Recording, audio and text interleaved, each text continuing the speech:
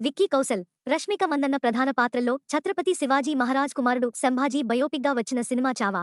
ఈ సినిమా బాలీవుడ్లో బాక్సాఫీస్ వద్ద కలెక్షన్ల వర్షం కురిపించింది. ఫిబ్రవరి 14న విడుదలైన ఈ సినిమా కలెక్షన్ల సునామీ సృష్టించింది.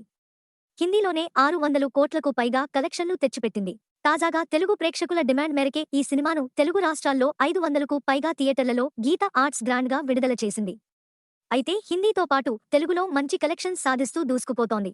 మార్చి 7న 2.9 కోట్లకు పైగా గ్రాస్ వసూళ్లను సాధించిన ఈ సినిమా రెండో రోజు కూడా ఇదే హవాని కొనసాగిస్తూ 2.5 కోట్లు కలెక్ట్ చేసింది. దీంతో టాలీవుడ్లో 2 రోజుల్లో 5.8 కోట్ల రూపాయలు పైగా కలెక్ట్ చేసింది. వీకెండ్ ఉండటం, మౌత్ పబ్లిసిటీ బాగుండటంతో కలెక్షన్స్ బాగానే వస్తున్నాయి.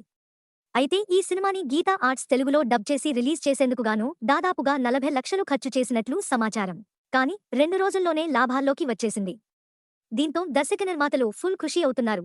సాధారణంగా హిందీ డబ్బింగ్ సినిమాలకు ఇక్కడ భారీ ఓపెనింగ్స్ రావడం అరుదు, కానీ చావాకి ముందు నుంచే పాజిటివ్ బజ్ ఉండడంతో తెలుగు ప్రేక్షకులు బాగా ఆదరించారు. విభిన్నమైన కథ, grand production values, AR Rahman అందించిన సంగీతం సినిమాకు ప్లస్ పాయింట్గా నిలిచాయి.